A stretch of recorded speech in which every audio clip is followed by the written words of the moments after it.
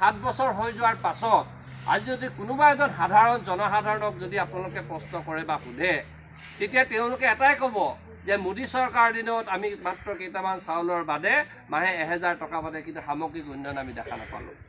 আমি কোৱা কথা নহয়, তেওঁলোকে প্ৰতিশ্ৰুতি দিছিল যদি নৰেন্দ্ৰ মোদী চৰকাৰ হয় বছৰি 2 কোটি নিবনুৱা যুৱক যুৱতীক চাকৰি দিয়া হ'ব। সচেতন নাগৰিক হিচাপে সচেতন ভাৰতীয় হিচাপে আপোনালোকে নৰেন্দ্ৰ মোদী ডাঙৰীয়াক হওক বিজেপি দলক হওক আপোনালোকে ইয়াৰ প্ৰত্যুত্তৰ দিব লাগিব।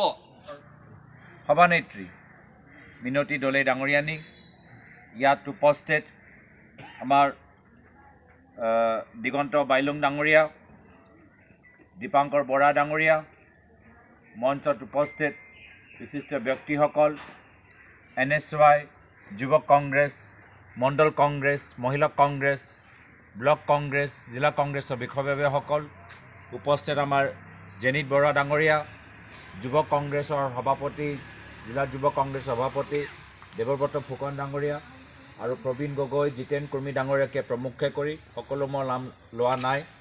ইয়াত উপস্থিত মোৰ শ্ৰদ্ধাৰ বয়োজ্যেষ্ঠসকল, আইসকল, জ্যেষ্ঠসকল, ৱাৰ্ডৰ সদস্যসকল আৰু ইয়াত উপস্থিত শ্ৰদ্ধেয় ৰাইজ।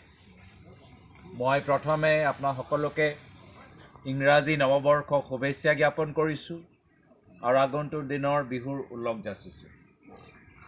আজিৰ তাৰিখত মোক মনত পৰিছে প্ৰয়াত মুখ্যমন্ত্ৰী তৰুণ গগৈদেৱলৈ, যিজনে অসমৰ ঠেঙাল কছাৰী জনগোষ্ঠীৰ ৰাজনৈতিক মৰ্যাদা, ৰাজনৈতিক ক্ষমতাৰ কাৰণে 2005 চনত এটা গুৰুত্বপূৰ্ণ পদক্ষেপ ল'লে।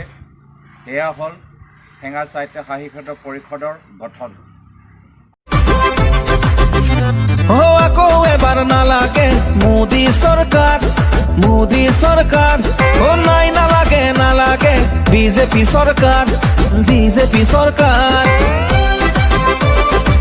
কালিলৈ পৰহিলৈ যি ভোট আহি আছে তাৰ কাৰণে তেওঁ মনোনীত প্ৰাৰ্থী হিচাপে, দলৰ মনোনীত প্ৰাৰ্থী হিচাপে থিয় দিছে। সেইজনক সকলোৰে চিনাকি আমাৰ বিপিন বৰাদেৱক এখনি ফুলাম গামোচা সম্বৰ্ধনা জনাবৰ কাৰণে শ্ৰীমতী কবিতা হাজৰিকাক মই অনুৰোধ জনালোঁ।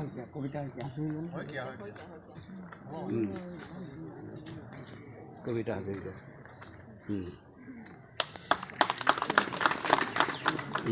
বৰাদেৱে আমাক যেনেকৈ পৰিচালনা কৰিছিলে বা আমাৰ ঠেঙাল জনগোষ্ঠীটো যেনেকৈ সকলো ফালৰ পৰা পৰিষদৰ পৰা যিখিনি সহায় সহযোগ পাইছিলে সেইখিনিও আমাক ৰাইজক যেনেকৈ বিতৰণ কৰিছিলে, ঠিক তেনেকৈ এইবাৰো তেওঁ জয়যুক্ত কৰি ৰাইজে তেখেতক পঠাওক। আৰু লগতে আমি খুব আশা কৰিছোঁ, আমি তেখেতৰ ওপৰত আমি ভৰসা ৰাখিছোঁ, তেখেতে ঠিক সেইবাৰ সেই ব্লক কংগ্ৰেছৰ সভাপতি প্ৰাঞ্জল ৰাজখোৱা ডাঙৰীয়া, জিলা কংগ্ৰেছৰ সাধাৰণ সম্পাদক জেনিত বৰা ডাঙৰীয়া, বন্তি আহমেদ ডাঙৰীয়ানী, দিগন্ত বাইলুং ডাঙৰীয়া, জিতেন কুৰ্মী ডাঙৰীয়া, ইয়াত উপস্থিত আমাৰ দলৰ সতীৰ্থসকল, মঞ্চত বহি থকা বিশিষ্ট ব্যক্তিসকল, ইয়াত উপস্থিত থকা মোৰ বয়োজ্যেষ্ঠসকল, আইসকল, যুৱক বন্ধুসকল, সাংবাদিক বন্ধুসকল আৰু ইয়াত উপস্থিত শ্ৰদ্ধেয় ৰাইজ। মই প্ৰথমে আপোনাৰ সকলোকে ইংৰাজী নৱবৰ্ষ আৰু আগন্তুক দিনৰ বিহুৰ উল্লেখ যাচিছোঁ, শুভেচ্ছা জ্ঞাপন কৰিছোঁ। এই নতুন বছৰ আমি সকলোৱে যথেষ্ট আশা লৈ চাই আছিলোঁ, বিভিন্ন সপোন লৈ, বিভিন্ন আস্থা লৈ, কিন্তু অমিক্ৰণৰ এই কৰোনাৰ থাৰ্ড ৱেভ পিছত আমি সকলোৱে পুনৰবাৰ সজাগ হ'বলৈ লৈছে আৰু কৰে সেই নিয়মখিনি আমাক পালন কৰিব লাগিব। আমাৰ জনগোষ্ঠীৰ নিয়মখিনি ক'ত গ'ল, আমাৰ বিভিন্ন জনজাতিৰ নিয়মখিনি ক'ত গ'ল, এতিয়া চব তেওঁলোকৰ নিজৰ দলৰ মতেহে কৰিব লাগিব।